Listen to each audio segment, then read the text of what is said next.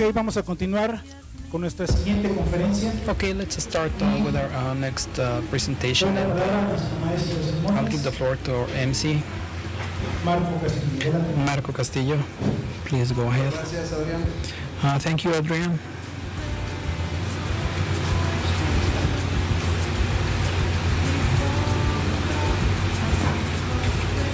Vamos a continuar con Let's UC&CS now talk about Juan Quintín Mendoza. ISA 600 Va a hacer el favor de hacerle- by accountant Quintín.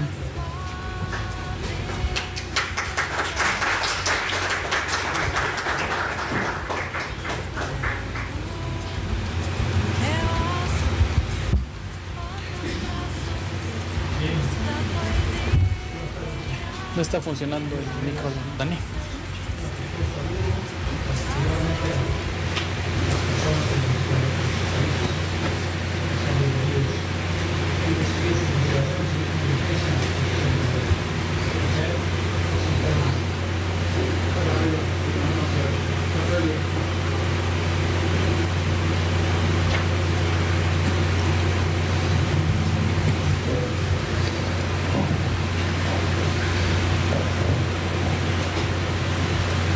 Bien.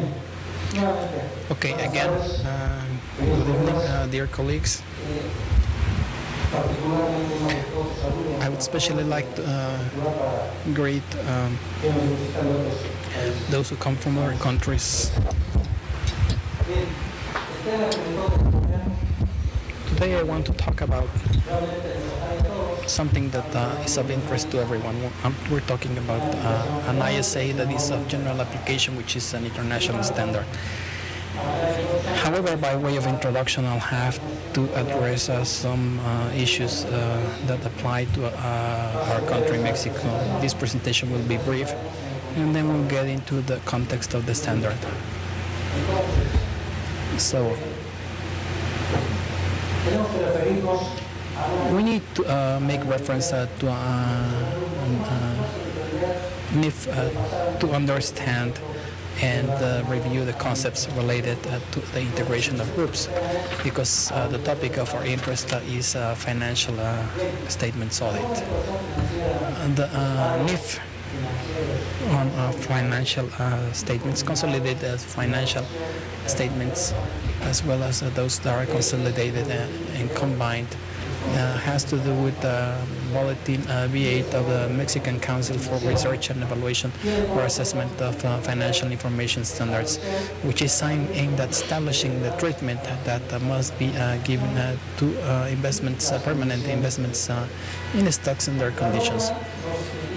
The standard also says that by permanent investments, we understand those made in capital instruments issued by other entities with the purpose of maintaining them for an indefinite period of time, and which typically are used to exert a control, combined control, or a significant level of influence, and thus have an influence on decisions, even though there may be other reasons for making these kind of investments.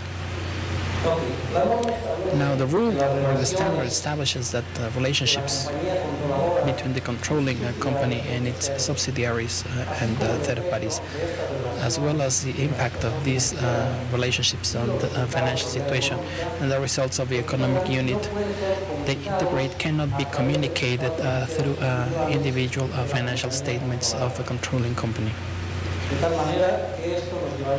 which would lead us to the situation of consolidating financial statements. For this communication to be appropriate, based on the principle of the entity, and by this we refer to NIF A2, financial statements must or should include all the rights, obligations, limitations, patrimony, and the results of operations of a company, the controlling company, and its subsidiaries, which can be done through consolidation. So, We have a general rule, which is that consolidated financial statements should include all the entities making up the group.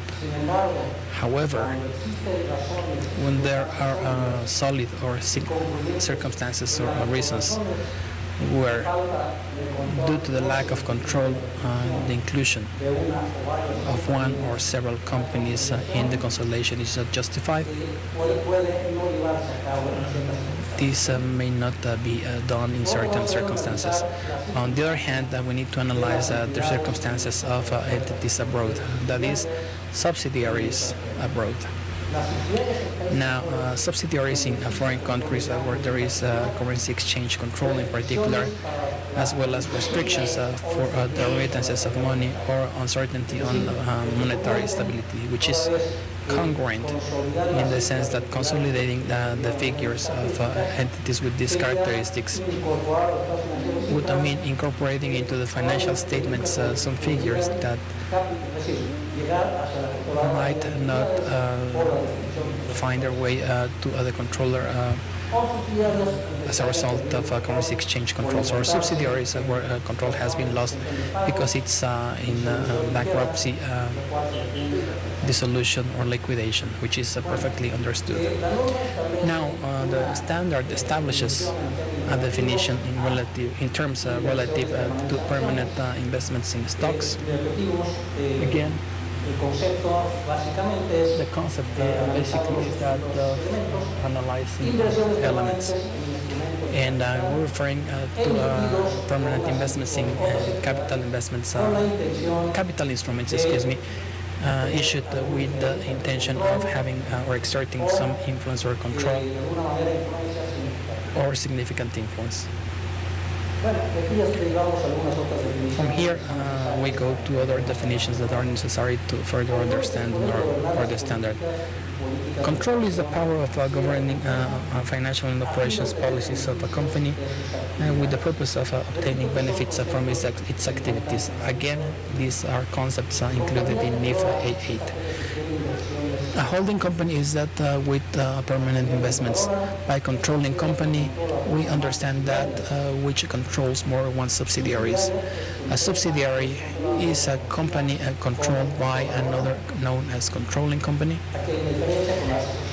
Here we have a difference with the associated companies. Those are companies where the holding company has significant involvement in their management, but without actually controlling them 100%.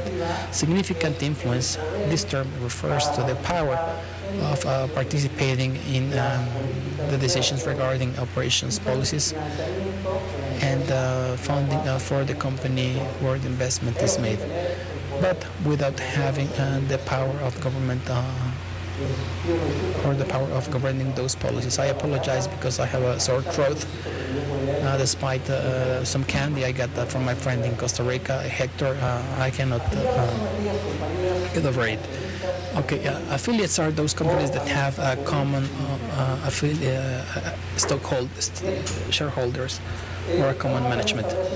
The standard also establishes a definition in terms relative to consolidated financial statements, which are those that show the financial situation of a company as well as operations results in changes in the financial situation of an economic entity integrated by the controlling company and its subsidiaries as if it was a single company, which is perfectly clear.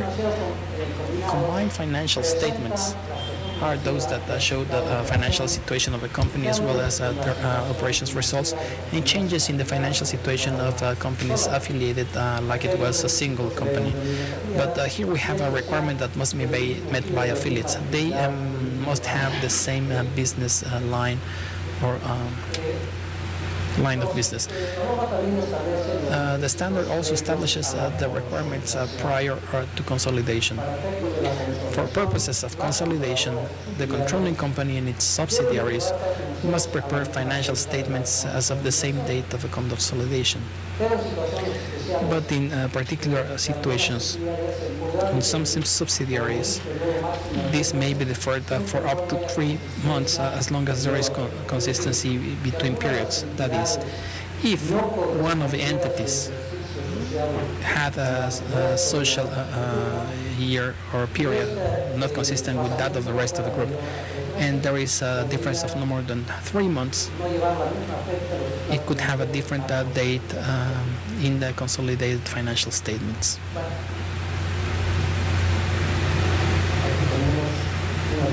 Here we have a repetition. The standard somehow has very repetitive terms in different segments. It's analyzed following the same order of the standard and the guides, but in my presentation I'll jump between them.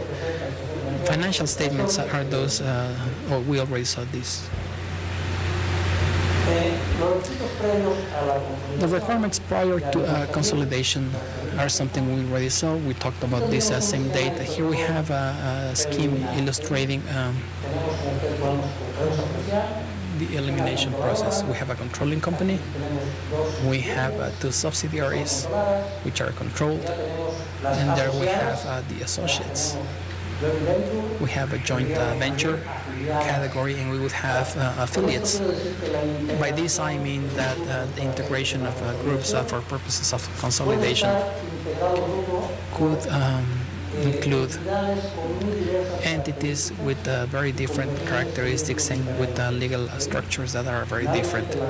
At the end of the day, the consolidation must take place only to the extent that you have more or less shareholder power or significant influence on these entities. So let's now talk about ISO 600. And I must also refer to some background information regarding our country. The idea is to establish a comparison between what happened with a standard that was part of our previous bulletin in 3 pages, by the way, and which had all the requirements, or included all the requirements for purposes of issuing reports or expert reports on group financial statements. Bulletin 4030 of ISA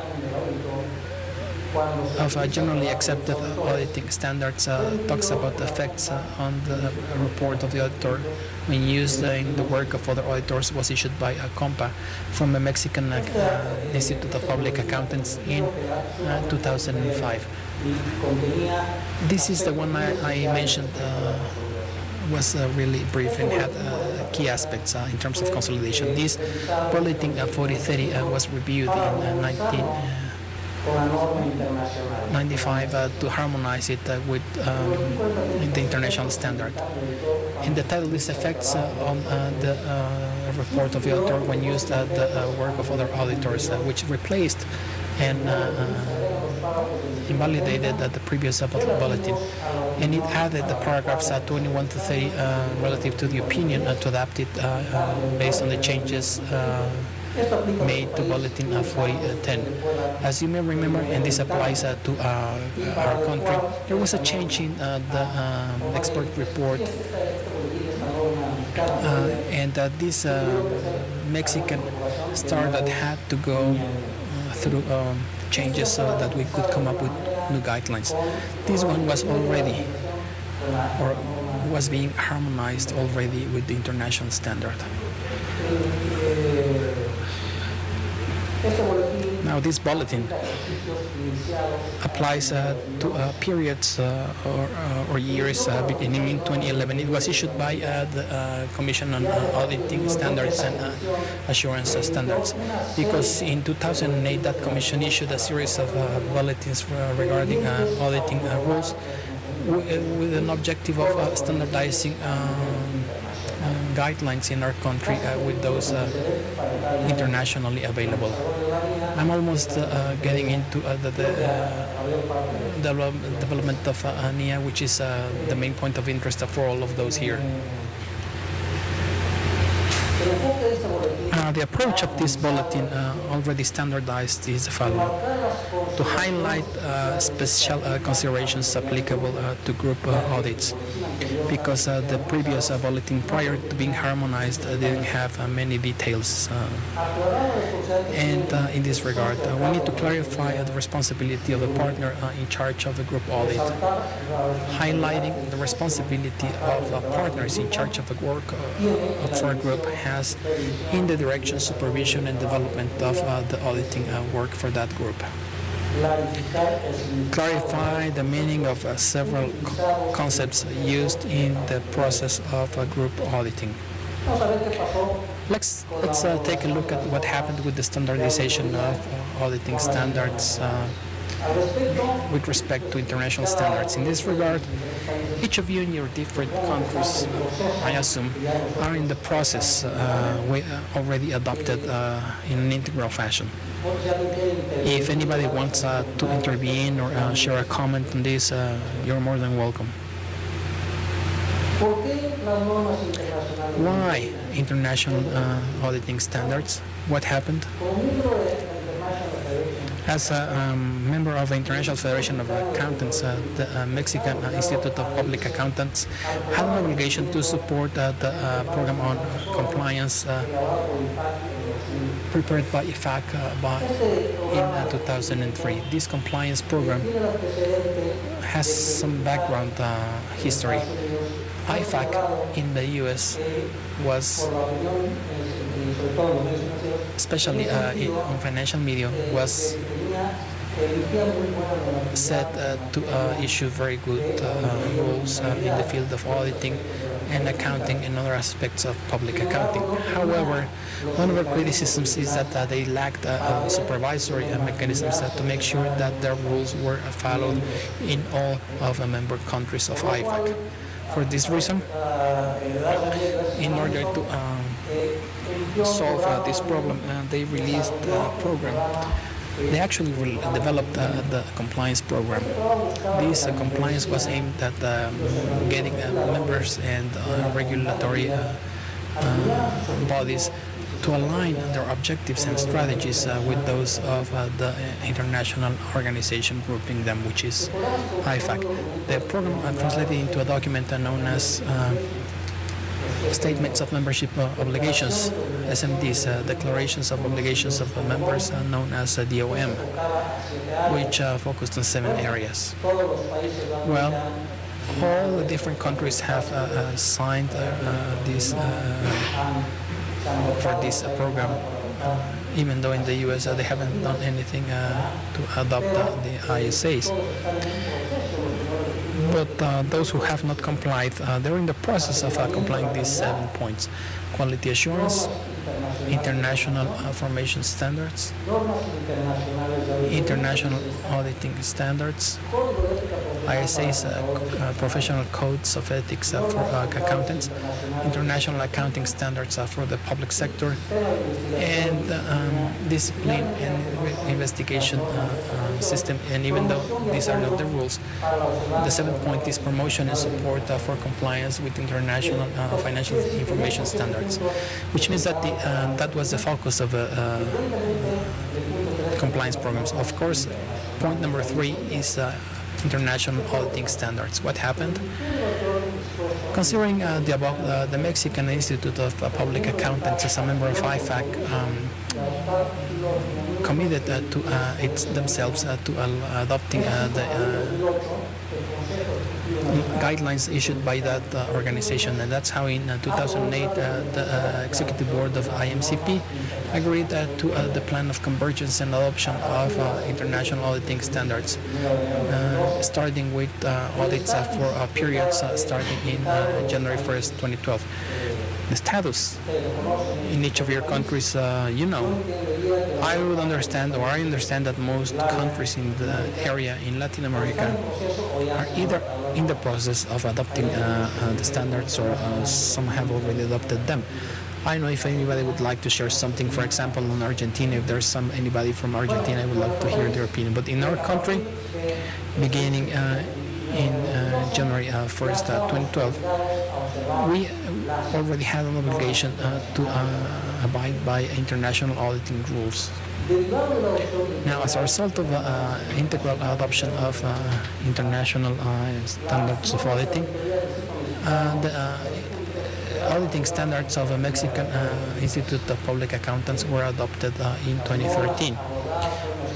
The standards provoked were those related to auditing of financial statements, those in the series 1000, 2000, 3000, and 4000 of IMCP.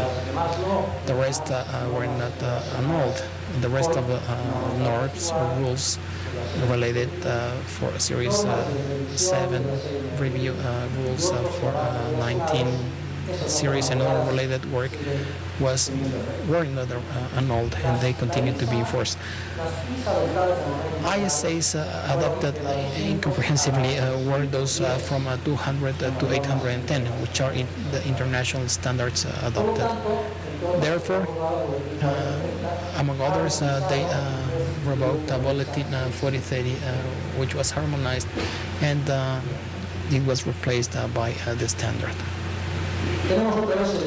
Again, we have the diagram, but now here, beginning with the title, you'll really see some differences compared to the previous bulletin.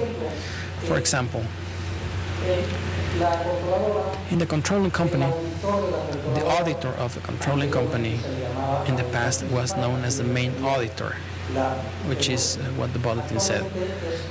At present, it's known as the group auditor, which means that we no longer have a main auditor and then group auditors, because it's only the group auditor, and then on the other hand, in the case of the subsidiaries and other entities that consolidate, the standard spoke about other auditors, so the term changed to component or components auditor, which means that we have a controller company, we have a subsidiary companies in the controlling, and there you have the group auditor, and then in subsidiaries the components auditor.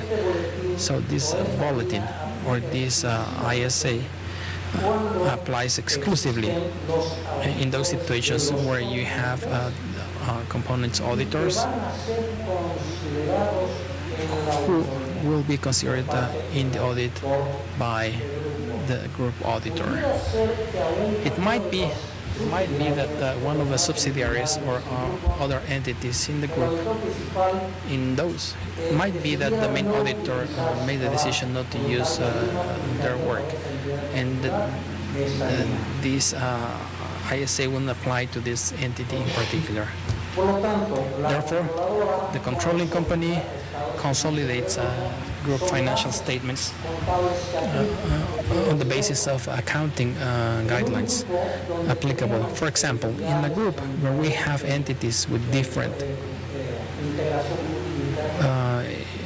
juridical or legal structures, and of course different degrees of participation in investments, and in some cases only significant influence, and in others only influence on the side of the capital. Well, in the controlling company, there's a consolidation of financial statements based on guidelines applicable, which means that for each entity we could have a different consolidation basis, which is important to consider when the main auditor checks or reviews the consolidation process, which follow the direction of group. That's one of the things we must validate when we're talking about group audits. What is the new approach under this new standard? The previous standard said if the portion of a group audited by a given auditor is such, would it be considered enough for that auditor to be considered as the main auditor? Which is important from an opinion standpoint, because the main auditor had the possibility of defining the level of responsibility he should have upon signing the opinion on the financial statements of the group. MIA 600 clarified, and I say this because in the past it followed these guidelines, or otherwise. They followed the guidelines of ISA 600 before being qualified, so it was very brief. But he introduces a completely different approach. The working group, and we'll see that later, includes a series, of definitions in this regard. But now it must consider if it is possible to get appropriate and sufficient evidence to express an opinion on the financial statements of the group prior to taking over the task. Let's establish the difference. With the previous NIA or ISA, the main auditor could or can take the responsibility for issuing the audit and therefore releasing an opinion on the financial statements of a group, regardless of not getting, of the fact that they didn't get sufficient evidence for some of the components. In that case, we're talking about one of the subsidiaries, but upon releasing his opinion, he established that restriction, which meant that the opinion they gave on consolidated financial statements was based on the audit on the controlling, which had been done by it already, plus the audits done by auditors in other states. So it was some sort of consolidation. That's how it got free of its responsibility with respect to those other entities. And the standard said, look, in case you make a reference to other auditors, that means that you would have to take the full responsibility. This circumstance in the case of ISA 600 was eliminated. At present, an auditor who agrees to issue an opinion on financial statements, consolidated financial statements, agrees to taking a full responsibility over these financial statements, regardless of the opinion of auditors in other states, which is a significant difference compared to a new standard. The previous consideration includes the decision regarding the use or not of the work of an auditor on components by the team that tasked them with that. Now they can determine if they will use the work done by one or more auditors because they have knowledge, or based on that knowledge they determined that there were limitations or restrictions on its independence and its capacity possibly, which means that they can segregate these components and integrate into the group, into the auditing firm, an auditor for that component in particular. They may not use the work done by the auditor for the component and appoint in its team an auditor to review some of the aspects. Not an integral audit, but some aspects of that entity in particular. Another aspect to consider by the group tasking the matter is if they can obtain ample and sufficient evidence, which is the term used in ISA. In the past it was evident, sufficient and competent, but today we speak about sufficient and ample evidence for the consolidation process, including the financial information of components in other states not under the control of group, like me. Inventus Associates were getting the information by the entity is a little more complicated. In the case of ANIA 600, we also see now the requirement of ANIA 220, which is entitled Control of Quality Control of Audits on Financial Statements. in the sense that the partner of the task will take over responsibility for the global quality for each audit task they are charged with. This is due to the fact that the authorized version for translation purposes, for translation of ISAs or to Spanish was the Spanish version. Therefore, there are terms that do not fit our terminology, our typical terminology. In this regard, in the case of Mexico, and I assume it was the same for other countries, IFAC authorized the so-called equivalence terminology tables, which means that terms we typically use can now be used instead of those terms that are not very usual in our country or any other that has their translation, the translation of ISAs. So the associate in charge will take over the responsibility of a global quality for each audit assignment task they are tasked with. So they will be responsible for the review, supervision, and the development of the task, as well as the opinion of the group. It's kind of reiterative, but that's the way it is established in the NIA or ISA. This becomes in force after December 15, 2009. Here we have data discrepancy because we adopted them later on, but in its original version, the EMEA issued by IFAC became valid as of December 15, 2009.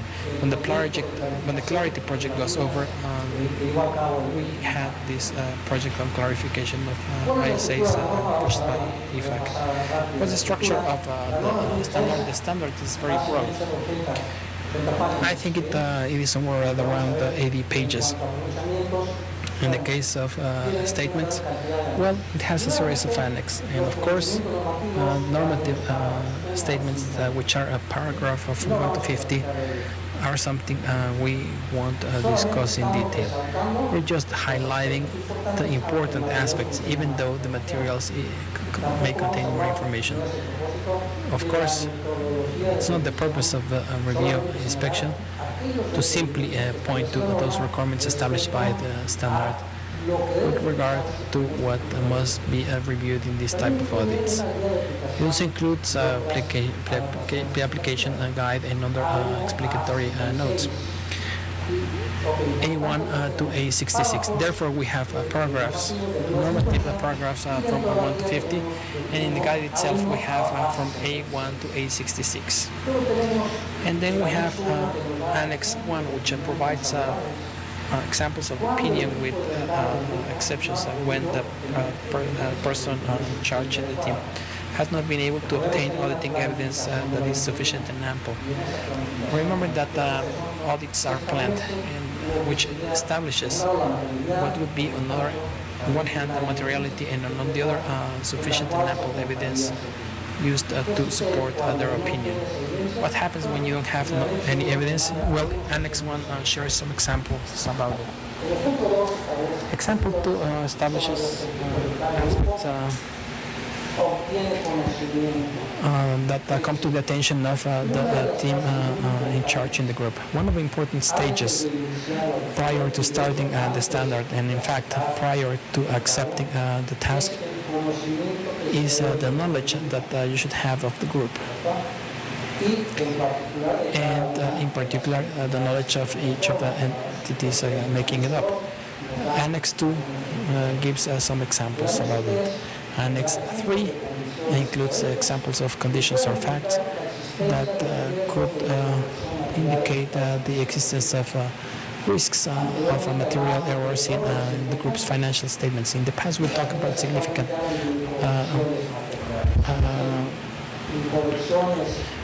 problems. Now they talk about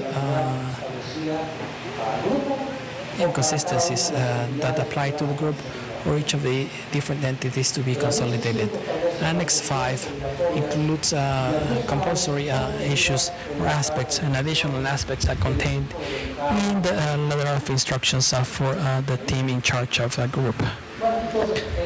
In summary, the ISA or NIA deals with particular aspects or conditions, situations applicable to group audits, specifically those where the auditors of components participate in. ISAs are applicable to group audits, and they are integrally applicable to them.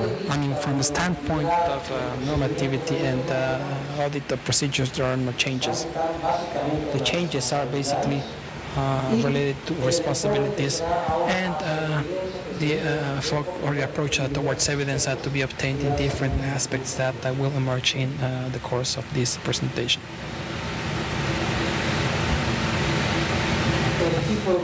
The team tasked with the assignment may decide to use the audit evidence the basis for the audit opinion on the financial components of statement. The partner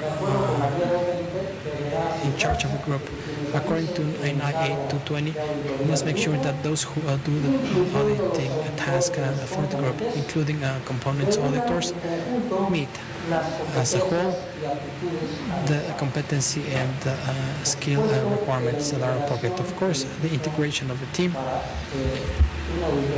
for an audit like this requires to properly selection or select the staff to participate. The team in charge includes all those accountants that will participate in the consolidation and the group audit, and that includes component auditors when the group auditor decides their work will be used. Again, we have a term ample and sufficient auditing risks. Is it a matter of material errors in financial statements and risks that may not be detected by auditors? These can happen both from the standpoint of components and controlling company and consolidated. In this context, the risk for an auditor for a component is unable to determine there is a problem. He can come up with a material error note in financial statements for the group. The fact that there is a material incorrection or error in the group that is undetected, if it applies to a component, and this is important, it can transcend and the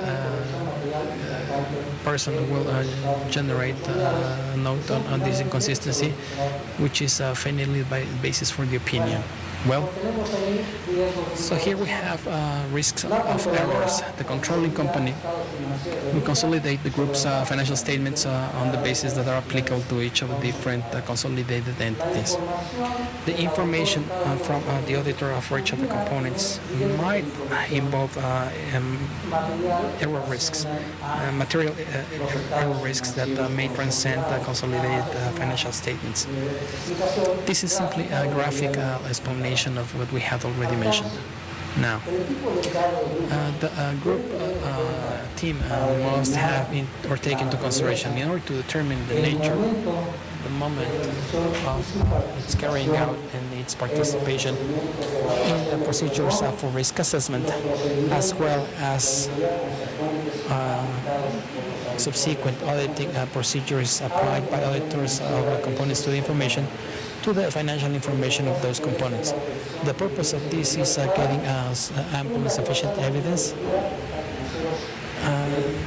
which will be the basis for the financial statements of group. Auditor objectives. Here we're talking about the objectives of the auditor in charge. The auditor is a partner in this assignment, and they're the ones who will finally sign the financial statements. First, we must determine if it's appropriate to act as an auditor in all the financial statements for the group. Prior to taking this assignment, they might decide that it's not appropriate, considering that they may not be able to get the evidence they need, or upon learning of risk situations that may involve denial of opinion, etc. B. If it acts as a group auditor, then he should establish communication with the auditors of components. Reach and the moment of the carrying out of the work on the financial information of components as well as their findings. So it's really important to consider the way of communicating with auditors for components, which is key in order to succeed in the group audit. If this fails, then there won't be sufficient information to be able to obtain the certainty that the financial statements do not have material inconsistencies or errors. Obtaining ample and sufficient evidence on financial information of the components and the consolidation process, which is important. I mean, it may be that the auditing information, the evidence they have is sufficient, but it could also be that the consolidation process was not completed properly, which means that these two characteristics would have to get together, so it could be viable to give an opinion. In the sense that the group financial statements may have been prepared or not in all material aspects according to financial rules.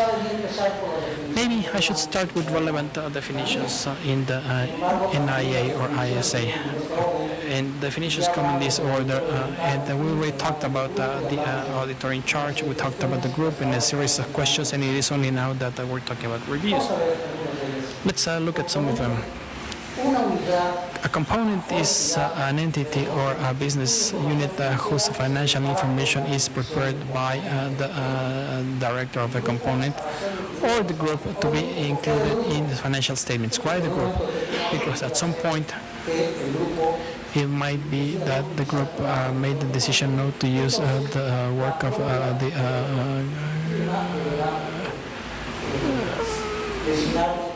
audit of the component, and the firm could appoint somebody to review that information. Group means to all components with financial information, including information on the groups, and the partner in charge of the group. The partner or another person in the firm who is responsible for the group.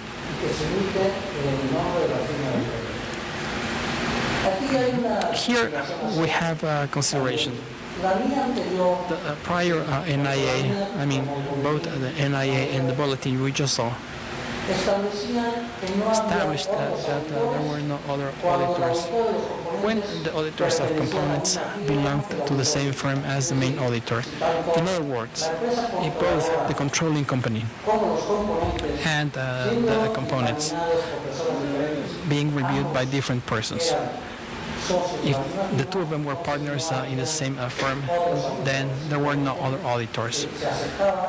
It was simply accepted that the financial statements prepared by other partners in the firm met the conditions to be consolidated. Team in charge of a group, that refers to audit partners, including the partner in charge of a group and employees that determine the global strategy for the group audit. Group direction or leadership, that refers to top management of the entities in the group. Group controls, that refers to controls assigned, implemented and maintained by the top management of the group on the financial information of the group. Significant component is a term introduced by the NIA, which has to do with the components that are relevant enough to be considered in the consolidation of financial statements for that group. So it says here, by a significant component, we have two possibilities. Entities that are financially significant in the group considered individually. Entities that considered individually are of importance, of financial importance to the group. Or some others where it is likely that due to their nature or circumstances, specific nature or circumstances, incorporate into financial statements in the group significant risk of material inconsistency. So not being significant in the context of the figures of group, it could well be, considering it can involve significant risk of material errors in the financial statements. For example, let's talk about an entity that is not financially important for the group, but that is backed or endorsed by one of the other entities for purposes of a creditee that lacks capacity to pay. This could be taken into the group and introduce a possibility of inconsistency or error. Conceptually, framework for financial information. This is a framework referring to the consolidation of the financial information of the group. All these terms are used in the NIA. And level of materiality of a component determined by the working group. Responsibility, well, we know that the partner in charge of a group is responsible for the direction, supervision, and the development of the auditing task for the group. It takes full responsibility for the opinion in the financial statements of the group. As I mentioned earlier, it's one important piece of information. Therefore, the auditing reports on the financial statements of a group won't make reference to the auditor of a component.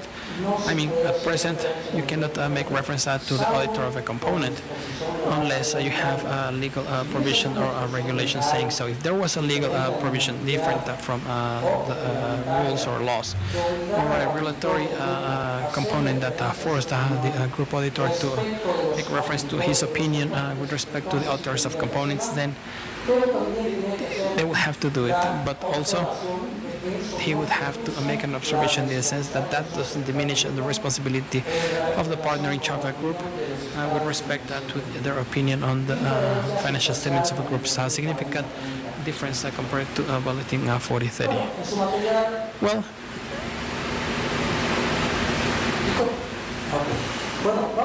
okay, let's now go a little faster because I'm only I've got about 80, 90 slides and I'm only at 41. We're running out of time. To wrap up, this is part of an area of our interest, Mauricio. We discussed this. Basically, we're talking about preparing an manual that could be adopted and improved, of course, and that's the purpose, so that we can somehow determine if we use it or not. This piece of material is also linked to comparison chart. In your materials, you will find this presentation, by the way, plus two other Word documents, one of them with the index for the manual, and the other, which contains the more explicit differences between two standards. I believe the same is happening in your countries of origin. I don't know if anybody would like to say something about the application of this standard very briefly, or what the situation is in your countries.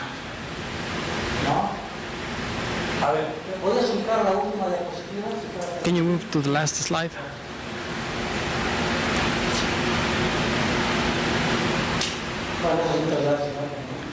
This one says thanks, but I'm not there yet.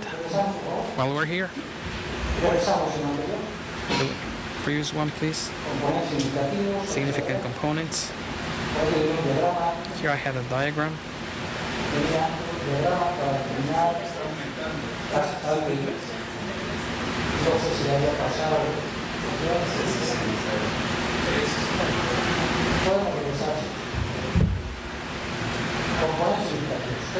Significant components. Oh, here's the diagram. The NIA also includes this diagram in one of its annexes. I believe it's paragraph 47. It's actually paragraph 47, which allows us to identify whether components are significant or not. We won't get into the details We have two slides. Here we have the final determination, yes or no, as to whether the component is significant to then get into the consolidation or not. Let's go to the end, please.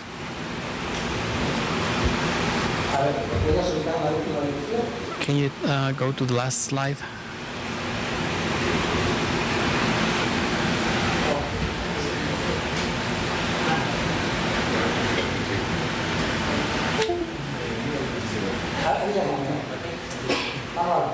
Manual.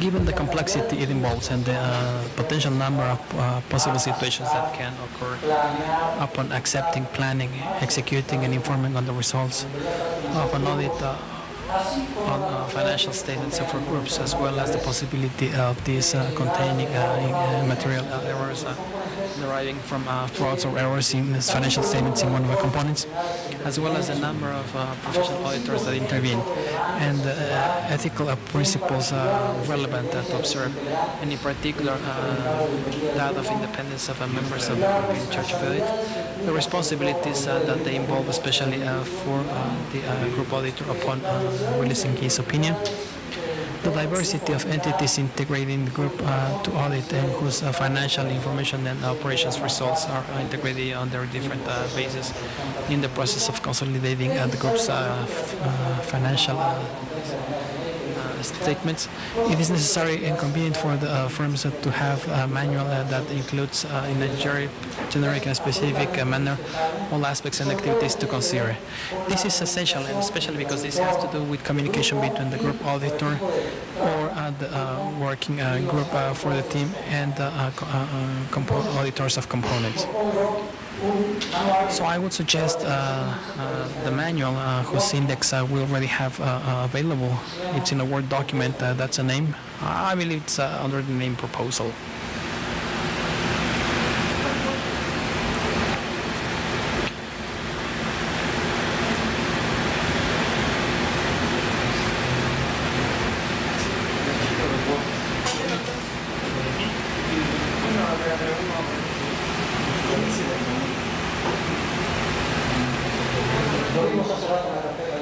We saw it. We just saw it. It's in the folder.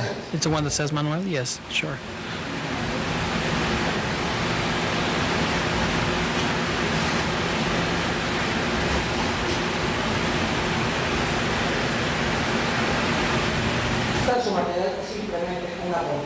This is simply a proposal of the items that, in my opinion, are relevant for purposes of integrating them into our firms. We should. These are the minimum points we should consider. You can see it in your manual. As you can see, we have seven sections that have to do with the group integration. Number 2, entities that make it up, general knowledge of a group, risks, general knowledge of the components, and the relationship with the consolidating entity, acceptance and continuity of the assignment. And then you have a list of auditors of components.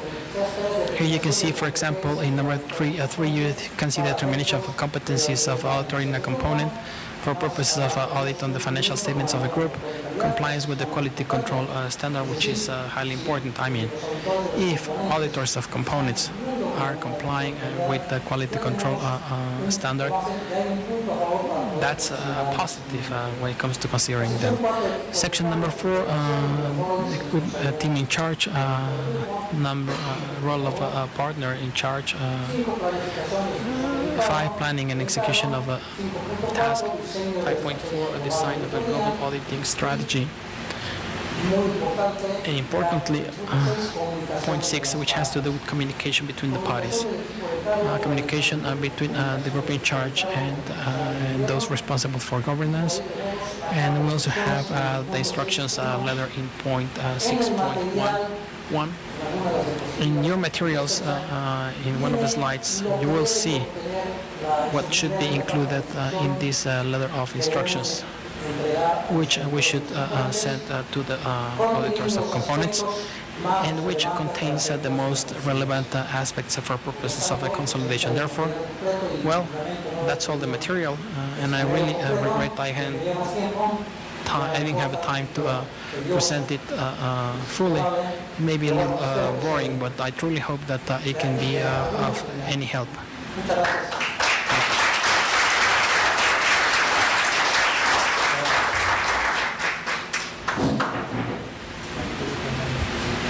Muchas gracias, contador.